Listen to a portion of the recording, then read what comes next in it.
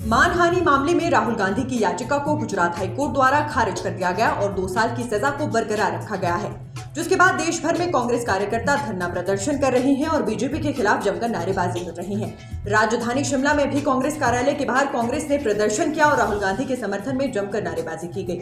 साथ ही supreme court जाने की बात भी कही गई।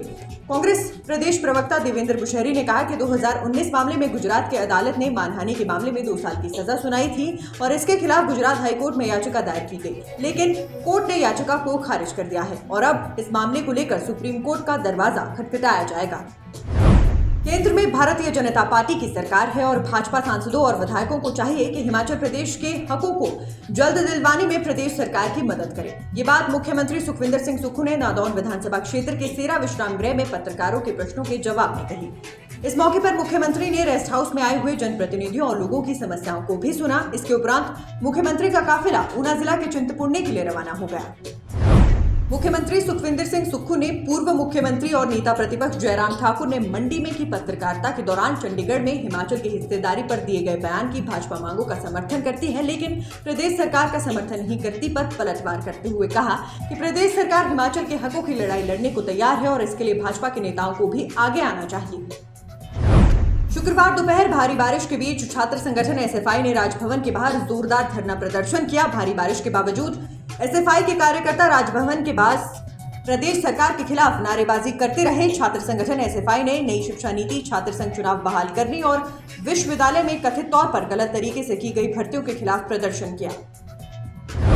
हिमाचल प्रदेश में इन दिनों पक्ष और विपक्ष के बीच जमकर बयानबाजी का दौर जारी है। विपक्षी नेता लगातार सत्ता पक्ष कांग्रेस को बैकफुट पर धकेलने की कोशिश कर रहे हैं। विपक्ष कभी कांग्रेस की अंदरूनी लड़ाई का जिक्र करता है तो कभी गारंटी पर सवाल खड़ा कर देता है। इस बीच हिमाचल प्रदेश के मुख्यमंत्री सुखविंदर सिंह सुक्खू के प्रधान मीडिया सलाहकार नरेश चौहान ने भाजपा नेताओं पर पलटवार किया है। नरेश चौहान ने कहा कि भारतीय जनता पार्टी के वर्चस्व की लड़ाई है और दबाव में भाजपा नेता तथ्यहीन बयानबाजी कर रही है। नरेश चौहान ने कहा कि भाजपा में सबसे बड़ा नेता जगत प्रकाश नड्डा है। पूर्व मुख्यमंत्री जयराम ठाकुर अपनी लीडरशिप बचाने की कोशिश कर रही हैं। इसके अलावा अनुराग ठाकुर भी वर्चस्व की लड़ाई लड़ रही हैं। बागवानी मंत्री जगत सिंह नेगी अपने अंदाजे बयां के लिए जाने जाते हैं। इस बीच उनका एक और बयान चर्चा में है, जिसमें वो कह रहे हैं कि हम फलों का एमएसपी नहीं दे पा रहे तो भांग का कैसे देंगे। दरअसल बागवानी मंत्री सोलन में भांग की खेती के विषय में अधिकारी और जनप्रतिनिधियों के साथ बैठक कर रहे थे। इस दौरान उन्होंने साफ किया कि जिस भांग की खेती की हम बात कर रहे हैं वो नशे के लिए इस्तेमाल नहीं होगी। इस भांग से दवाइयां बनाई जाएंगी। ये फैक्ट्रियों में बनने वाले उत्पादों के लिए रॉ मटेरियल के तौर पर इस्तेमाल होंगी। नेता प्रतिपक्ष पूर्व मुख्यमंत्री जयराम ठाकुर ने आज रामपुर बुशहर में बताया कि जो संस्थान कांग्रेस सरकार द्वारा डीनोटिफाई किए गए हैं, यदि उनकी जनता को आवश्यकता नहीं है तो इस पर यहां के प्रतिनिधि लिखकर जानकारी दें। उन्होंने रामपुर विधानसभा क्षेत्र में आज जनता को संबोधित किया।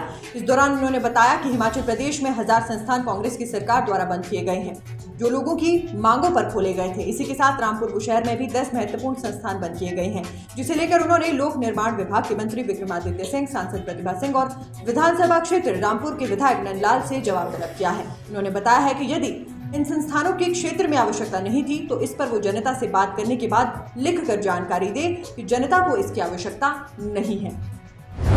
हिमाचल प्रदेश में पहली बार अब फलों और सब्जियों के सैंपल भी भरे जाएंगे। मंडी जिला से इसकी शुरुआत हो रही है।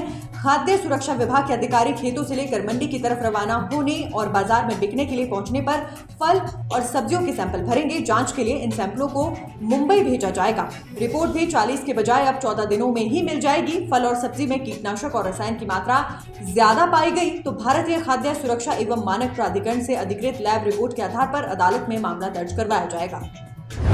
टमाटर के बाद अब लहसुन के दामों में भी उछाल आया है। बाहरी राज्यों में बारिश और फसल में कमी के चलते अब हिमाचल प्रदेश के लहसुन की देश की सबसे बड़ी लहसुन मंडी तमिलनाडु में मांग बढ़ने लगी है। ट्रिपल ए ग्रेड यानी सुपर लहसुन के किसानों से 120 रुपए प्रति किलो के हिसाब से खरीद हो रही है। वीरवार को नौराधार और सोलन से ट्रक लोड होकर तमिलनाडु के लिए निकले। फेमस फूड चेन मैकडॉनल्ड्स ने अपने बर्गर से टमाटर को हटा दिया है। मैकडॉनल्ड्स इंडिया की नॉर्थ एंड ईस्ट फ्रेंचाइजी ने शुक्रवार को कहा कि ऐसा सीजनल इशू की वजह से कुछ समय के लिए किया गया है। फ्रेंचाइजी ने बताया कि सारी कोशिशों के बाद भी हमें अच्छी क्वालिटी के टमाटर नहीं मिल पा रहे हैं, जिसके चलते ऐसा फैसला लिया गया है। कालका शिमला नेशनल हाईवे 5 पर परवाणु से सोलन तक 4 लेन में लोगों की परेशानियां कम नहीं हो रही हैं। परवाणु से सोलन तक निर्माण कार्य पूरा होने के बाद भी लगातार भूस्खलन हो रहा है। हाईवे पर दत्तार और सनवारा में सड़क पर वन वे आवाजाही है। आधा दर्जन जगहों में पत्थर और मिट्टी गिरती रही। बारिश के दौरान हाईवे पर आधा दर्जन क्षेत्र में पहाड़ी वाली लेन को बंद कर यातायात दूसरी लेन में डाइवर्ट करना पड़ता है।